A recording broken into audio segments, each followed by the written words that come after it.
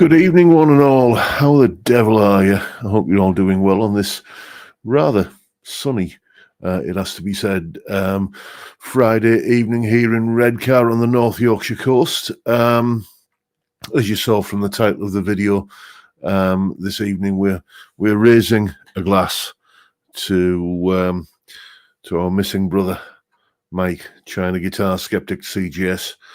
Mike, you will be missed, mate. And well, here's to you.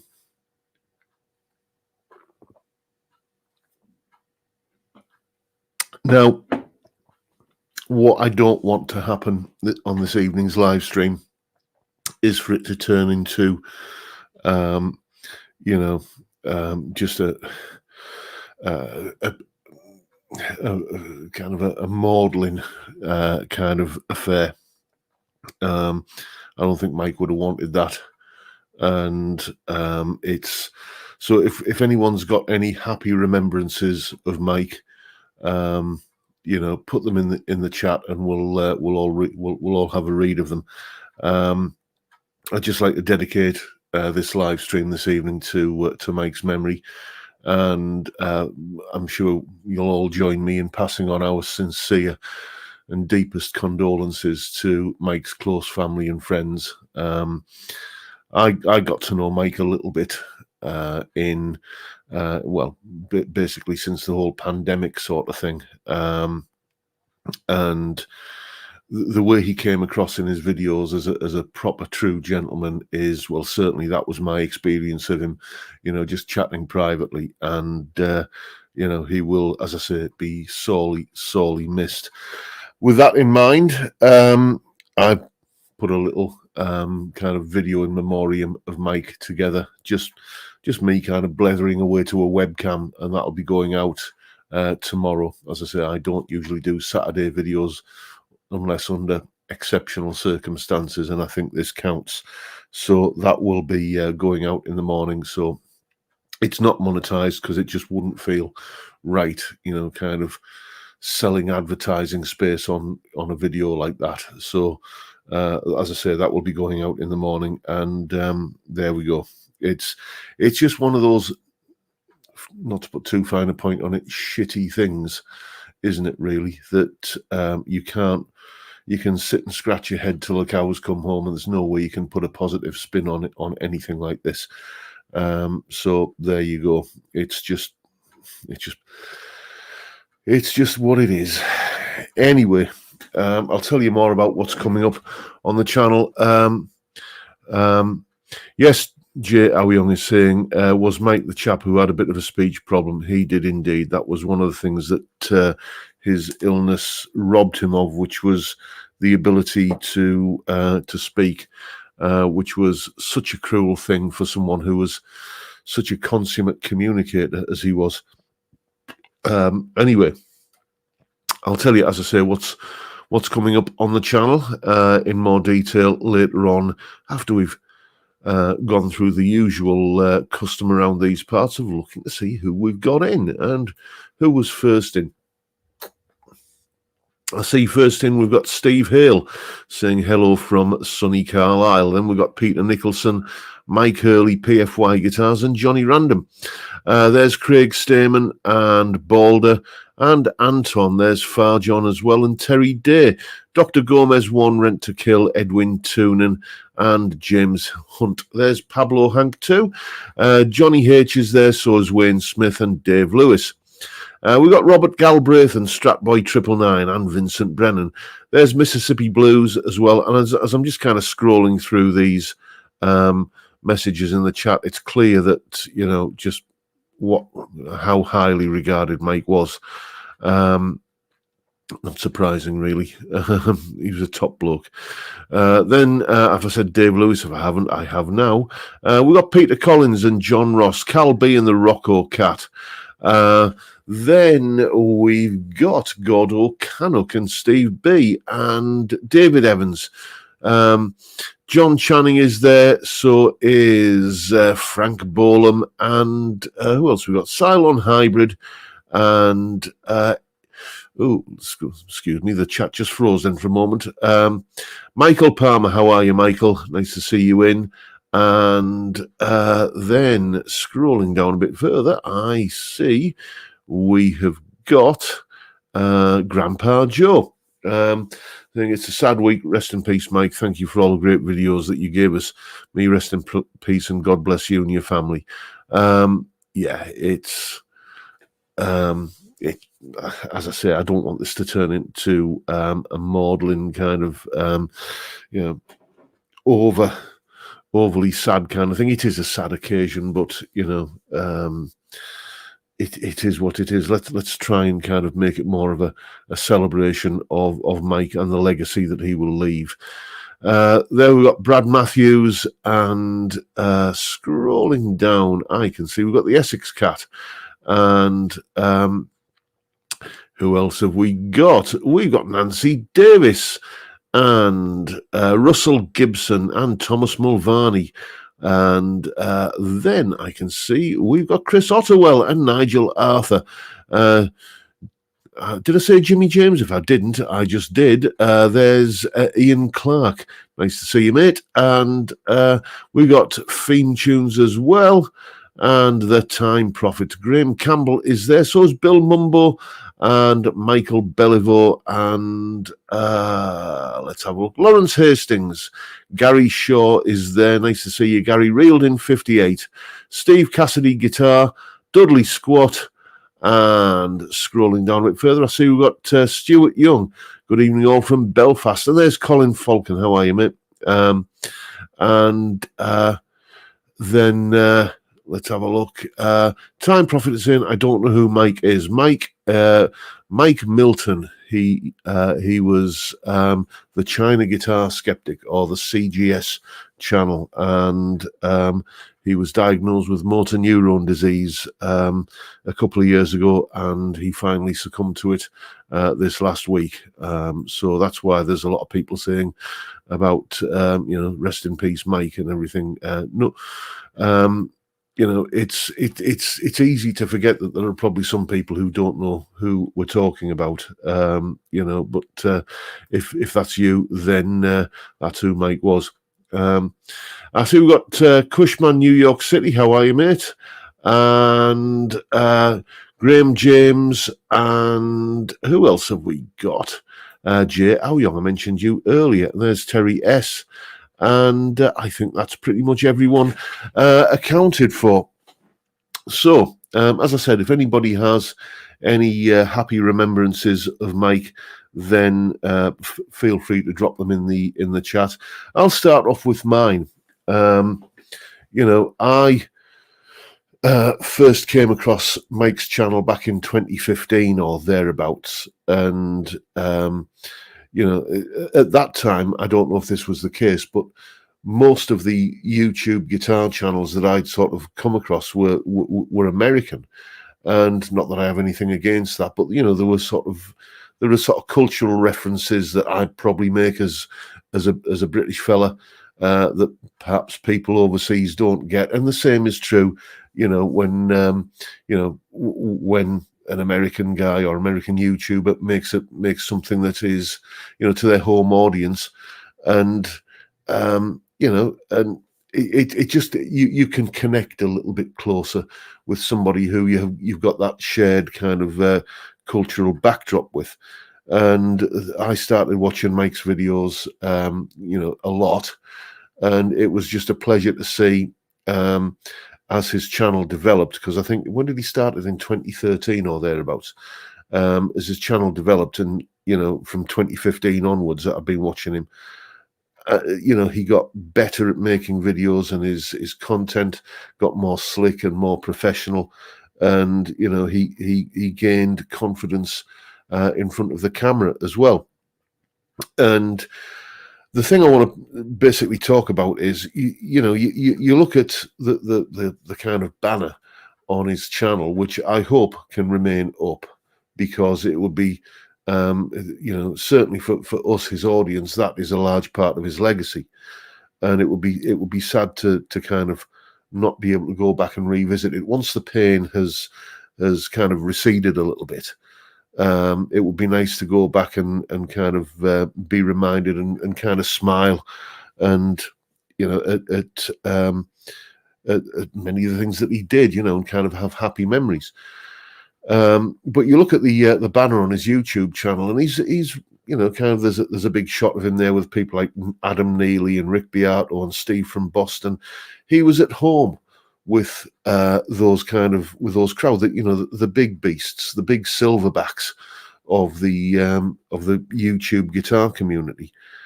But yet he was always gracious enough, even for someone like me. I think back in 2015, I had a YouTube channel that had like 70 or 80 subscribers, and each video would get like 12 views. But if ever I left a comment on one of his videos, he would always reply, and he would always take the time to be gracious and courteous. And I think Johnny from Budget Guitar Show will vouch for this as well. He didn't care how big or small you were. If he believed in what you were doing and just kind of liked what you were doing on YouTube, he would be there for you. And he was generous to me with his time and his advice and his help when my channel started to get a little bit of traction. And it's my memories of him are overwhelmingly, well, unanimously, as a positive force for good on YouTube. And there you go. It's I did say at the top of this video, it's impossible really to try and put a positive spin on a loss like this, but you can tell I'm trying my best.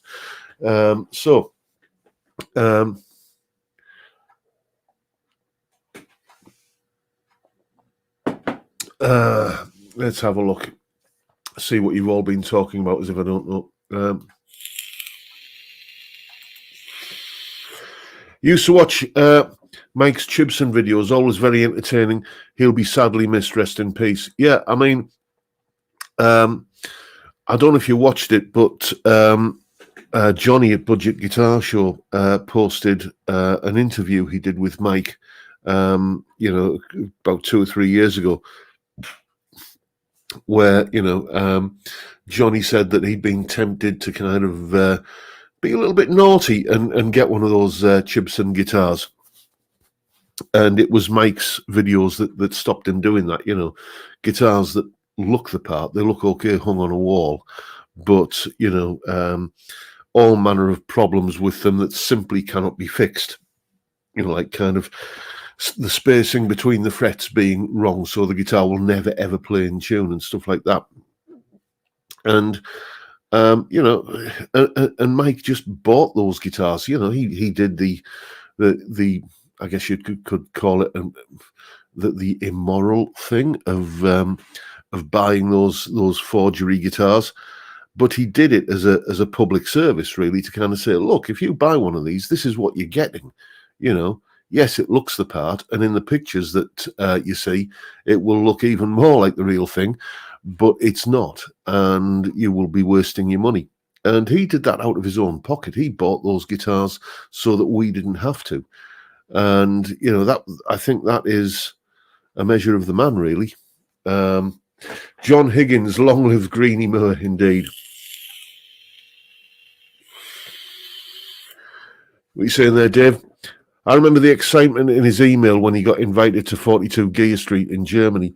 Yeah, and that's where he belonged. He belonged with those, those kind of the kind of people who go to those big bashes like 42 Gear Street and GitCon. And is GitCon still going, by the way? We haven't heard of that in a few years, have we? But yeah, he was at home in that sort of company because that was the level of content that he put out.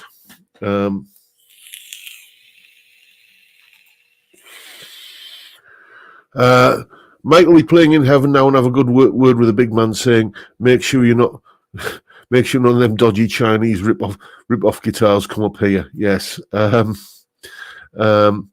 Malcolm Spillett. No need to be sorry, mate. No need to be sorry. Put family first. Hope your missus is doing okay, mate.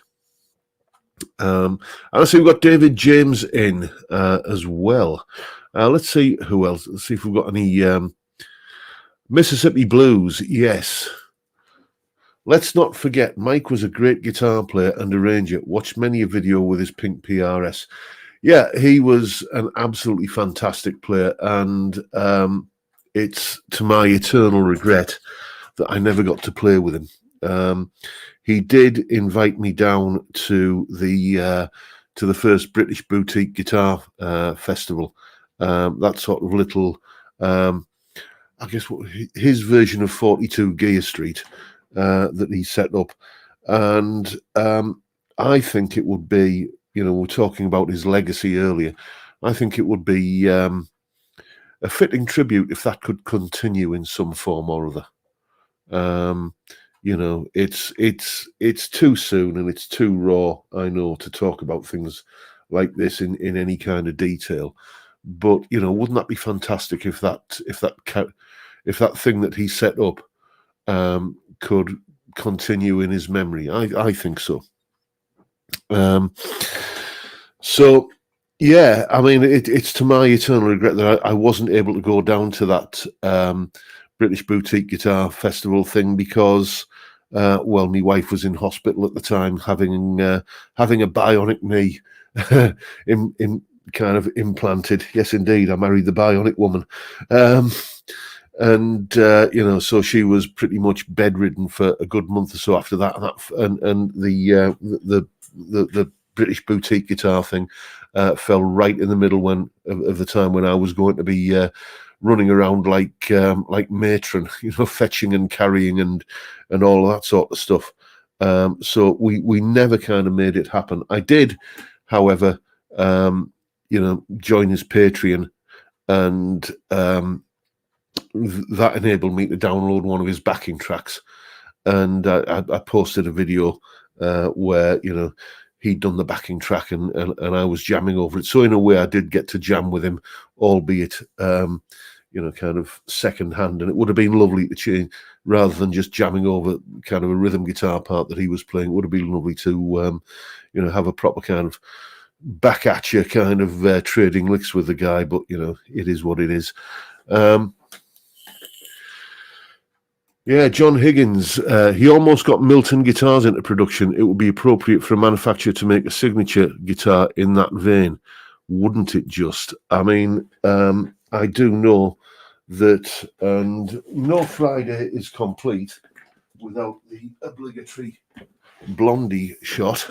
There we go. Blondie is under the weather again a little bit, by the way.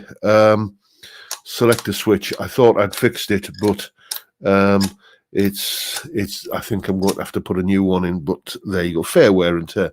But the original, I don't know if you saw the original prototype guitar for this that Dan made and kind of brought up to me to review, which eventually led to Blondie being produced as a signature guitar for me. Mike also did a review of that and was, I don't think I'm telling tales out of school to say that Dan had to really, kind of almost crowbar it out of his hands.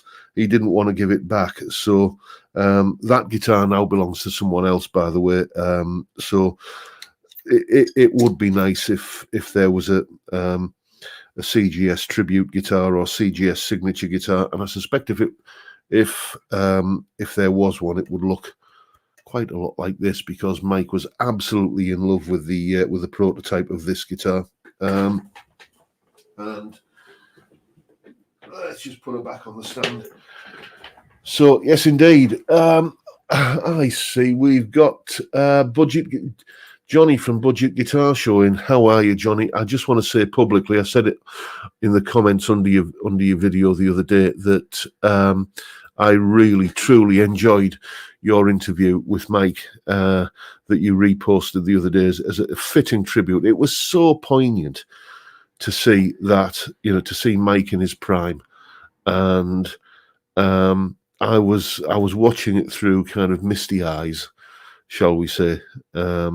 And yeah, if you haven't seen it, I won't kind of steal Johnny's thunder.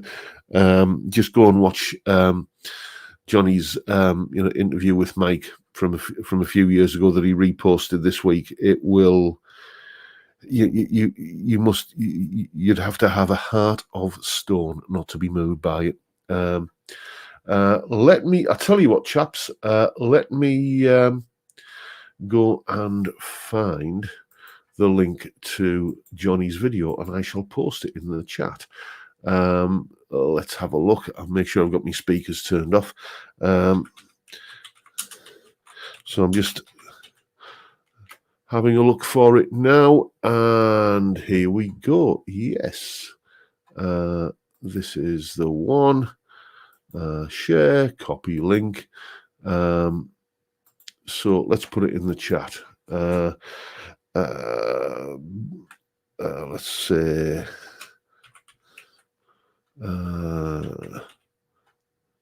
excuse me, I can't. So here is the link. I'm just going to put a link to Johnny's video. There we go. That is now in the chat, or it will be in a moment. So I'll just put it up on screen so you can see it. Yeah, there you go, chaps. There is Johnny's video. Go and check it out when you get a chance. I can wholeheartedly recommend it. And there we go. I'd forgotten then how to hide the comment on screen.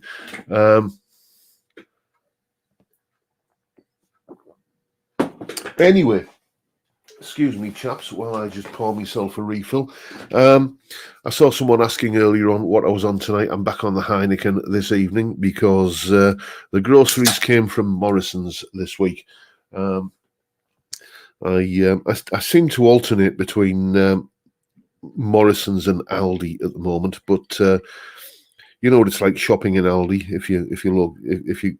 If you go there, sometimes you can do a full shop in Aldi, and other times you just can't. There are the things that you can't get there. So I went to Morrison's this week. Hence the Heineken. No, it's not a bad one this week. It's not a bad one. Yeah, Deco Dude saying, I find toggle switches tend to break more than the other type. To be fair, I've had that guitar 2.5 years now, and it has had the absolute bejesus played out of it. And, flicking that toggle switch, you know what it's like, I remember when I was studying electronics at school, at college rather, I remember one of my instructors telling me that, you never flick a switch, you move a switch. And well, that's all very well, but when you're playing guitar, you just go flick like that. So it's had some use. I'll just whop a new toggle switch into it. What's happening with Blondie is that you select the bridge pickup, and sometimes it's there, sometimes it isn't, and sometimes it's kind of there, but almost like with the volume control turned almost down to zero. So, it's just a matter of putting a switch in. It shouldn't take too long, and maybe that will be a good excuse to do a video that I've been asked to do, which is a tutorial on soldering. And now I've got the new camera. Here it is again. I can do sort of overhead shots a lot easier on the workbench over there, which I won't show you because it's full of junk at the moment. It's become a dumping ground. It's high time I did a tidy up in here. Edwin Toonan, thank you, sir. Thank you. The bees are on you this evening.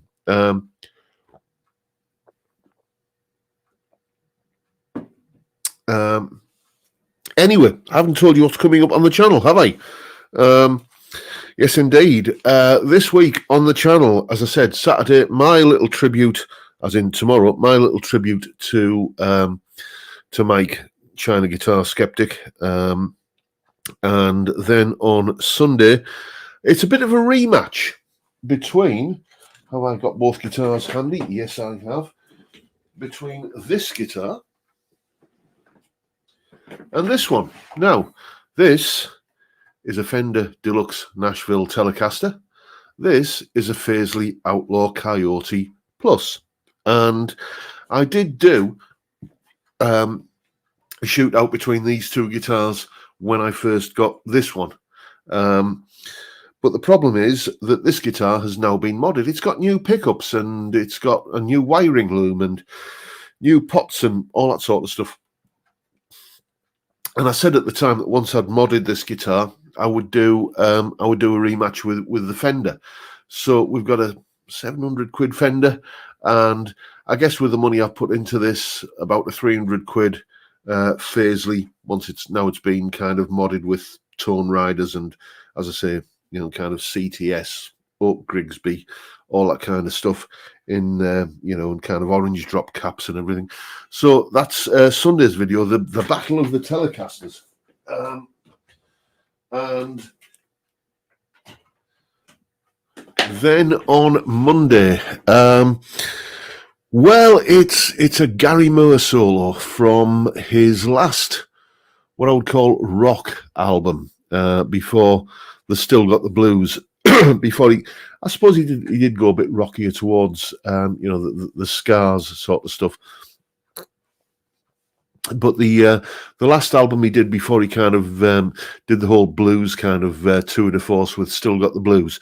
Yeah, it was an album called After the War, and there's just a fantastic track on that album called Blood of Emeralds, and it's just the most anthemic, beautiful, heartfelt, soul-rending guitar solo you'll ever hear. It's just the epitome of Gary's melodic style of playing, and I've wanted to do that solo for a long time, and I finally got round to doing it for Monday's video. So that is on Monday. Then on Tuesday, we're talking about guitar moments. Just those moments of pure guitar excellence. It could be an entire album. It could be just a single note, or it could be a riff, or it could be a solo, or it could be a lick. It could be anything, any piece of guitar playing that just kind of makes you turn your head and go, what was that? Okay, that's what we're talking about on Tuesday, and I've done it like obviously the top 5 Tuesday format, where we're talking about, you know, the 5 greatest guitar moments, and I'm going to be doing it by decade, and Tuesday's video is all about the 1970s. Why wouldn't it be? I think you know me well enough now to know that the 70s is very much my favorite decade. You know, if I used to do a radio show actually for a little community radio station around here, called The Hitchhiker's Guide to the 70s. And I used to pretend I was, you know, broadcasting live from the heart of the 70s with kind of 70s news items and 70s kind of TV schedules and stuff like that. It was great fun. So, yeah, Tuesday's 70s guitar moments, my 5 favourite of that period. Then Wednesday, as usual, a viewer's question video. Johnny Random, great minds think alike, mate. Great minds think alike. Thank you, by the way, for the super chat. Much appreciated. That video is definitely in the pipeline. Yeah, Wednesday's video is once again a viewer's question. So I'll just say right now that if you have any questions of a guitar or music-related nature, don't put them in the chat, because chances are I won't see them while I'm blethering away here like this. You know, just drop me a line, jrguitartuition@gmail.com, or use the contact form on my website at johnrobsonmusic.co.uk. Send me a question and I'll make a video about it. How about that? And an unusual one this Wednesday, I'm settling an argument. I think from memory, I think it's between the guitar player and the keyboard player in the band, who were arguing about, you know, what was the right way to do this, that, or the other. You'll find out on Wednesday. Then on Thursday, I know I'm milking this a little bit, but it's the long-awaited follow video to the Blue Guitar Amp 1. I know I've featured that in a lot of videos at the moment, but I can't stop talking about it. It's a fantastic piece of kit, and I am absolutely over the moon with it. Thank you very much, Mr. Edwin Toonan, for selling me it at a proper mates rates price. So it's, you know, whenever I do these kind of things, when any piece of kit that's going to be a keeper, there's always the unboxing and first impressions. Then what does it sound like in a mix? Then after I've had it a while, okay, how's it settling in? So that is Thursday's video, and that's pretty much the videos for this week. I have got some notes here. I've got I made some notes before I came on air. Am I allowed to call it going on air? So I just want to mention again, October the 6th, folks. If you're at a loose end on Friday, October the 6th this year, and you fancy having a few beers and having a curry and just a general good time with good conversation about guitars and what have you, then get yourself up to Redcar in North Yorkshire, because we're having a bit of a get-together. As I've said earlier, this is a small house, 2 up, 2 down, end terrace, so I can't offer you accommodation, but there are a plethora, a multitude, an embarrassment of accommodation options for you up here in Redcar. There are bed and breakfasts aplenty, and I think Balder is doing the old Airbnb thing up here, so that might be something you might want to look into as well. And we're basically going to go out for a night on the beer. There will be no live stream that night because we'll all be getting drunk. Details will follow about where we're actually meeting up, and which pub to meet up in and everything.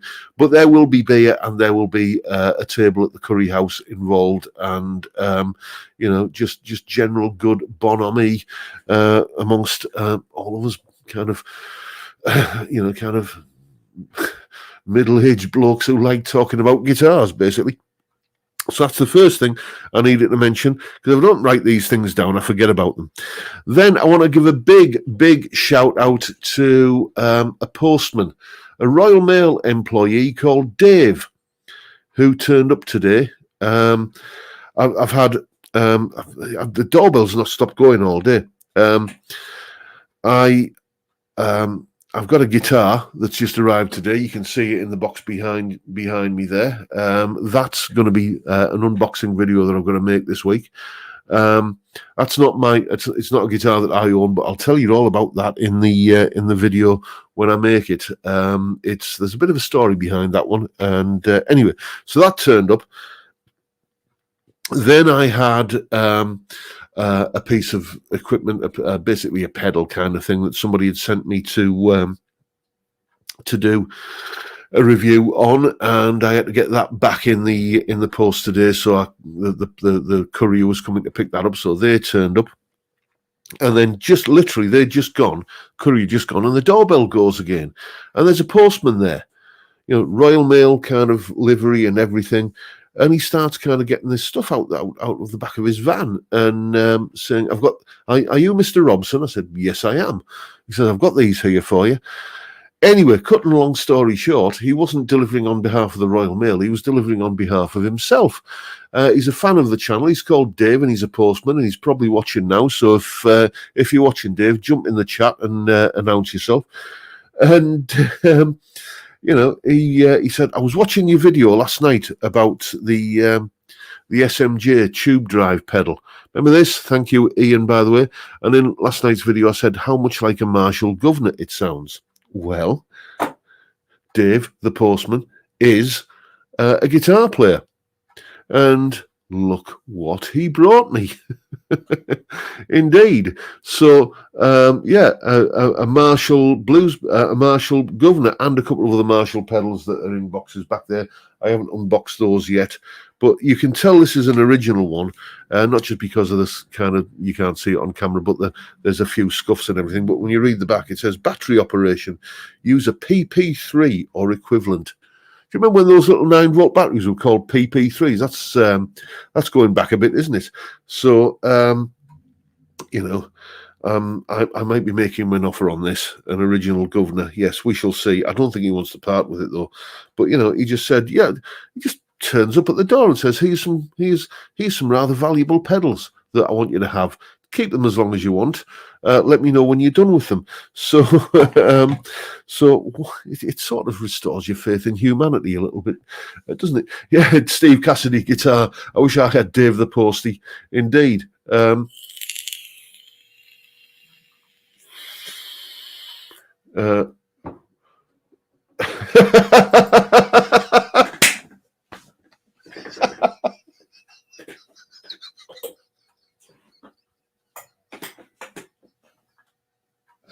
Dave, Boulder, mate, I'm nicking that one off you.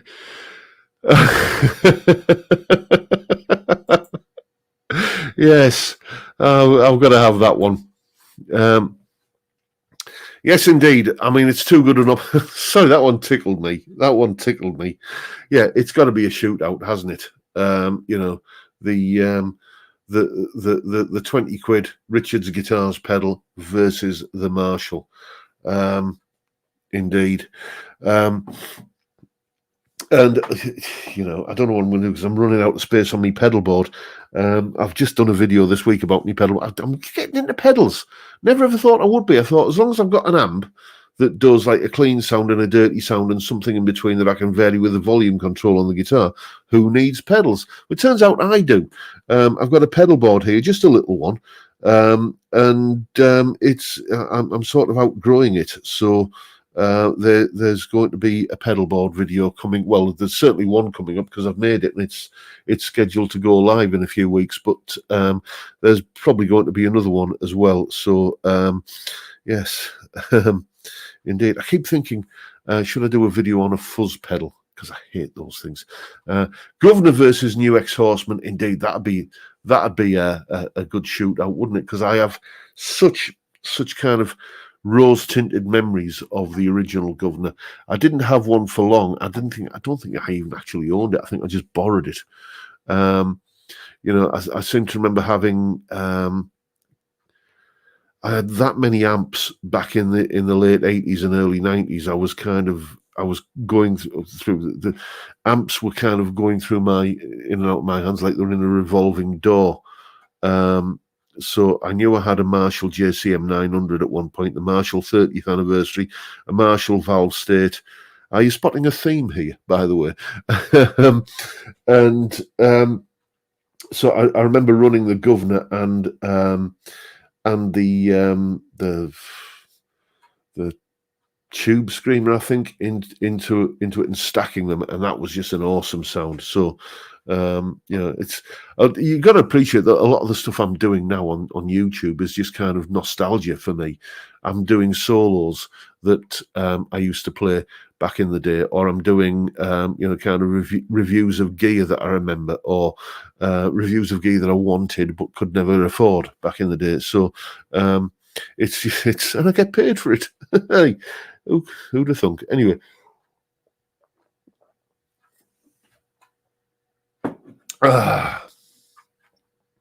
Steve Entwistle is saying, "Oh heck, got in from work and fell asleep and missed the start. My age is catching up on me." Well, you know, you can watch it on catch up, mate. Yeah, Craig, I'm with you on that. Fuzz pedals are big in doom metal, but not my thing. People seem to like them. It's I don't know. I might just get a cheap Behringer one just to do a video on it to explain why I don't like it. There's got to be a video in that somewhere, isn't there? Peter Shields is saying guitar pedals are almost as addictive as guitars themselves. Amazing what you can achieve just by placement on your board. Indeed, the only thing I'm not really... what are you saying there, David Evans? For years now, I've relied on amp sims, really starting to miss the real amp and pedal thing. I need to get my Marshall TSL 60 head and 4x12 back from my brother's place. Wife will mourn, indeed, yes. At least I've got the excuse of saying, well, I'm buying a new guitar, dear. It's for work. And yeah, prove it isn't. Anyway. Yeah, the only thing I'm kind of steering clear of in terms of pedals is sort of delay, modulation, reverb, that kind of thing. And the reason is because I like to hear those effects in stereo in a mix. so I can add those in Reaper on that machine there. And just when you kind of get used to hearing that, just to hear them in mono, it just seems a little bit sort of deflating for me. And to hear them in stereo, I'd need to have 2 Blue Guitar amp, 1 Mercury. Watch this space. No, seriously. But yeah, so it's all about, for me, what have I got on the board at the moment? I've got a wah, a compressor, I've got the 2 drive pedals and an EQ. But I want to get the Blue Guitar amp one on the board as well, and possibly 1 or 2 other things like I'm just talking about delay, maybe a delay pedal for sort of doing dotted 8 sort of stuff where I can tap the tempo in, that kind of thing.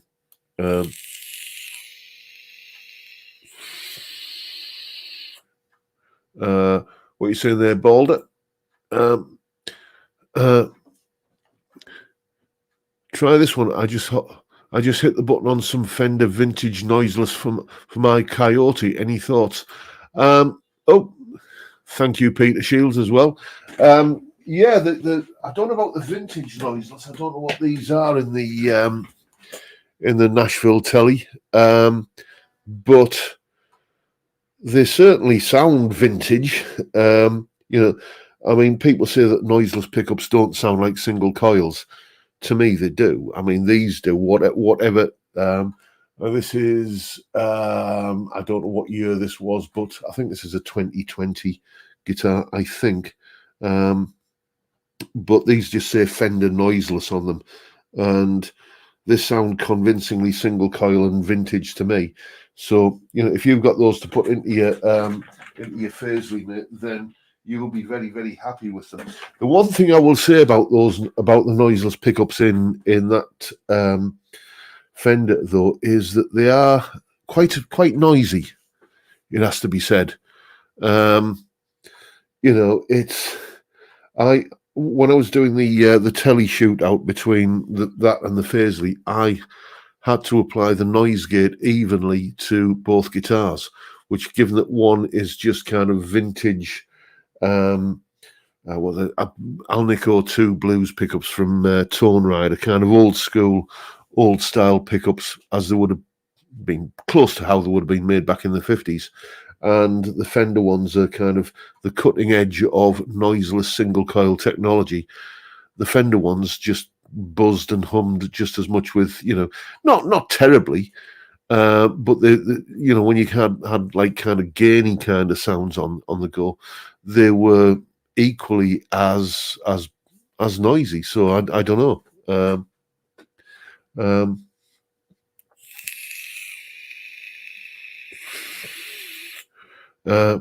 It was Wilco Johnson who, when asked why he never used pedals, replied, "I'm a guitarist, not a cyclist." Yeah, I don't know. It's like, I'm not into pedals in that sort of curiosity way of like, oh, there's a pedal, what does that sound like? I'm not into all of these kind of things that make you sound like all the kind of ring modulators and kind of all that sort of stuff. And I can't remember what they're called, but those pedals that stop your guitar sounding like a guitar, basically, that make it. I like the sound of a guitar. It's the reason I play guitar. It's what attracted me to the guitar in the first place. Why do I want to buy gizmos that stop it sounding like a guitar? So anything I can do to enhance the sound of a guitar, I'm going to do. But to grab something that is going to make the guitar sound like have a nice electro harmonics organ pedal. Thank you, to the very kind gentleman who sent me that. But for me, that's a labour-saving device. It stops me having to do lots of kind of piano roll, MIDI programming kind of stuff to put an organ part onto something if I need to. But when you get these people who want their guitar to sound like you know, a spacecraft landing in a Force 9 gale or something like that. You know the kind of thing I mean, each to their own, but that's not something that really interests me, if I'm honest.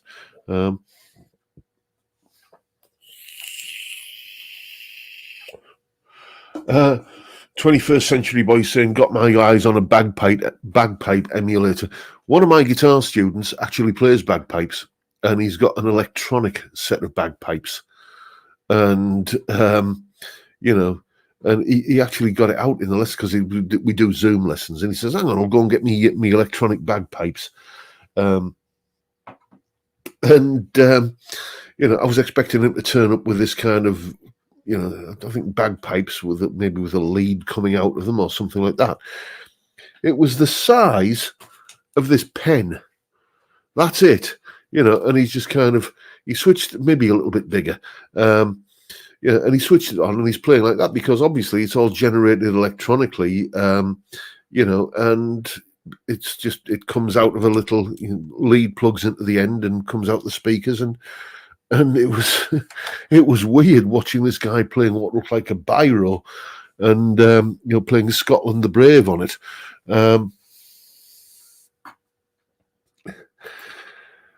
Did you ask him why? Oh, well, yes, it's this guy is, I've spoken about him before. He is by a country mile the most profane and sweary student that I've got. I mean, you know, outside of like YouTube and everything, then I can curse and you know, kind of use sailor type language with the rest of them, but this guy can really kind of go to town on it. Gordon Ramsay's got nothing on him, and he's a vicar. he's actually higher than a vicar. He's the dean of Ely Cathedral. I call him Rockin' Tom, the sweary vicar. And I said to him, Tom, you know the difference between a set of bagpipes and a banjo, don't you? He says, go on, tell me. I said, nobody cries when you chop up the bagpipes. And he didn't take it well. Well, he did actually, but you know, he called me a rude name. You know, a gentleman who can play the bagpipes but doesn't. Yes, I see all the bagpipe. This is a new kind of a new musician's joke, isn't it? We've been kind of ragging on drummers for years. You know, it's time to kind of give the drummers a day off and go for the bagpipe players. Can you get the vicar on as a guest? I shall ask him. I shall kind of. I'll give him a bell and I'll talk to him. I'm sure he'd be willing to come on. He's a great guy, he's Tom.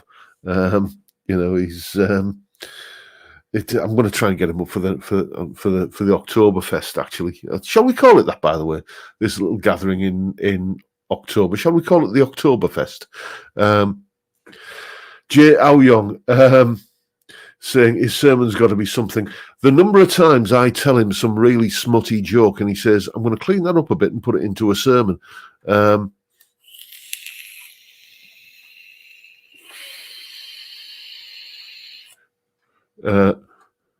we're saying?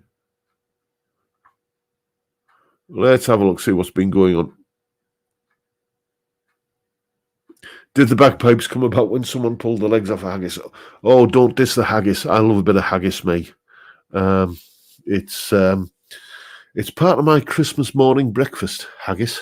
I have a couple of fried slices of it, fried in the bacon fat. Oh, dear me. It's a heart attack on a plate, but it's so worth it.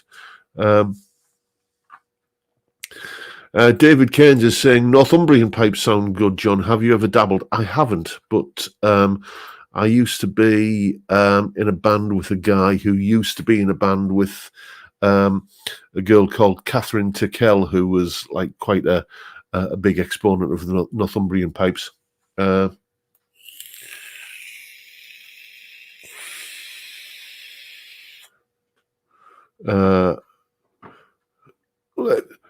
Robert Galbraith is coming to the Oktoberfest. Nice one, mate.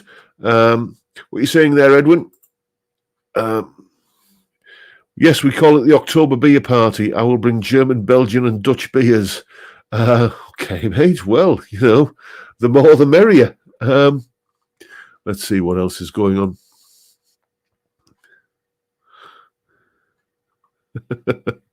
Peter Shields is no fan of the bagpipes. Malcolm Spillett, that's an interesting thing. A recording engineer I used to know said that bagpipes were the most difficult instrument to record. How is the lovely Dougal this week? Dougal is currently downstairs. Well, the front end is snoring, and so is the back end. Let's put it that way. We went for a big long walk. I mentioned this before. Round the we have a big nature reserve here, Coat and Marshes Nature Reserve, and there's woodland and there's hills to go up and down and there's lakes to walk around and there's all that it's a nature reserve, so we did a big long walk around there this morning, and that kind of flattens his battery for the day, really. Took him out again this afternoon just for an emptying, basically, and then he's asleep downstairs now, and kind of doing that kind of dog thing like that. How is that comfortable? I can't understand, but apparently it is for dogs.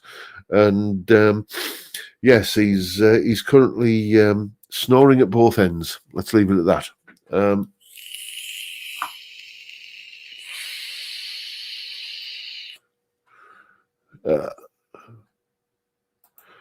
Michael Broadhead is saying, any chance of a Chapman Guitars telly, or would you care to steer clear of that company? Not really. No, I don't have any bias against Chapman Guitars, other than I have tried a couple and they weren't very well put together. That's not fair.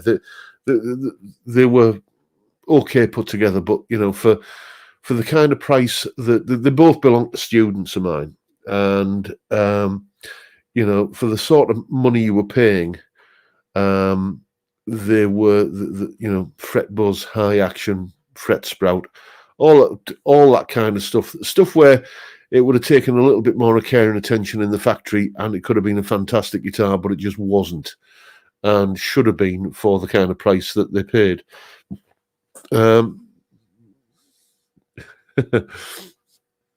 So I might have a look at a Chapman guitar. I mean, I don't have any bias against them. I mean, there was that whole controversy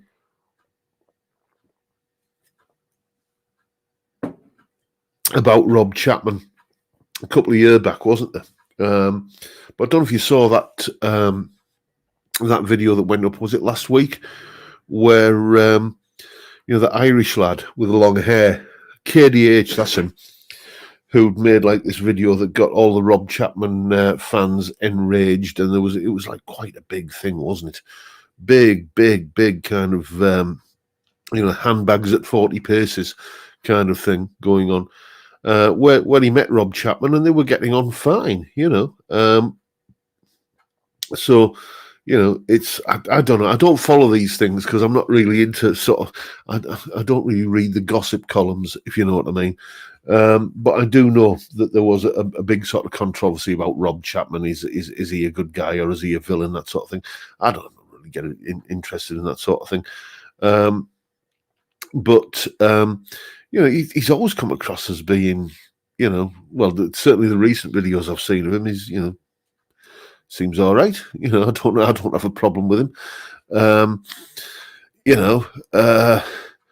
But aside from the fact that the few Chapman guitars that I've tried have been a little bit lacking in fit and finish, but then again, I've always had pretty good experiences with Harley Benton guitars, but you don't have to kind of scratch the surface too hard to find people who are kind of more than happy to slag those off. So there you go.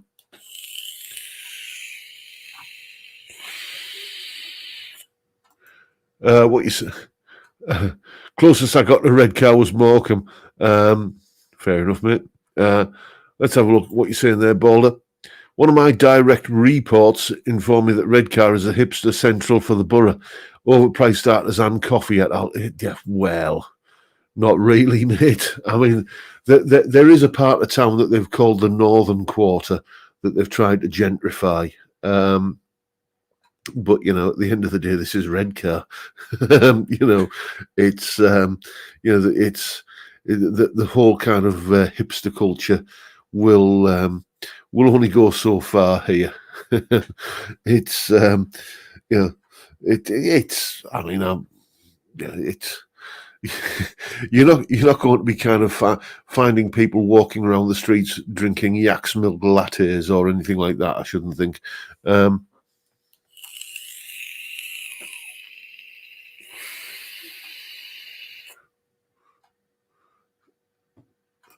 Malcolm Spillett saying, "Never been to Redcar. Is Yarm far from Redcar?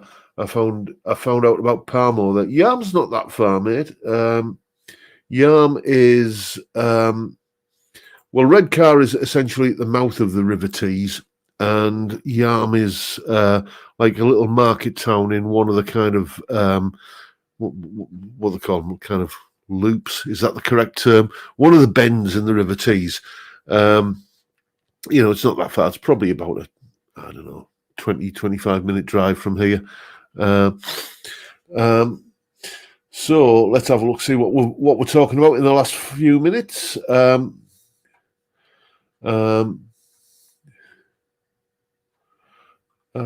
have a look.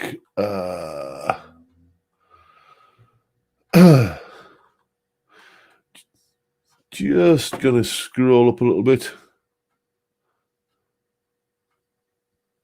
Oh, Steve Echo's guitar.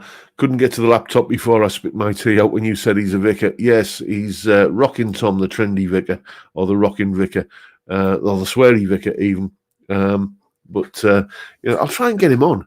I'll tell him there's an audience waiting for him to preach to. What else we got? People talking about Morecambe there.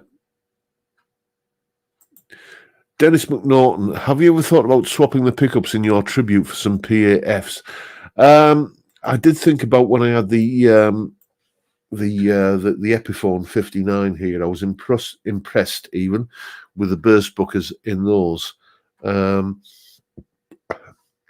just for the slightly kind of more open sound. But I think I'm going to leave well alone, to be honest with you, because I have another single cut in here. Here's a bit of a sneak preview of a guitar that's coming up on the channel in the next couple of weeks. This one here, I'm not going to reveal the headstock. Those of you in the know will know exactly what this is. But that guitar has pickups in it that sound a little bit more kind of toppy and open than the 490s in the tribute guitar. So I think I've got all bases covered now, really. Anyway, chaps, we're coming up to 59 minutes in, and I've got to go and order a KFC, or the wife's going to be kind of asking where the food is. And as I often say around about this time of evening, what goes in has to come out. It's not a vintage. Thomas Mulvaney's got it right there, so read his comment and you'll know what it is. But anyway, I've got to go and shake hands with the missus' best friend and go and order the KFC. So with that in mind, I'll just take this opportunity to say thank you once again, everybody, for turning up and making a bald man very happy. One last toast. Mike, China Guitar Skeptic, may you rest in peace. And I'll see you all next week. Thanks for turning up, everyone. Bye for now.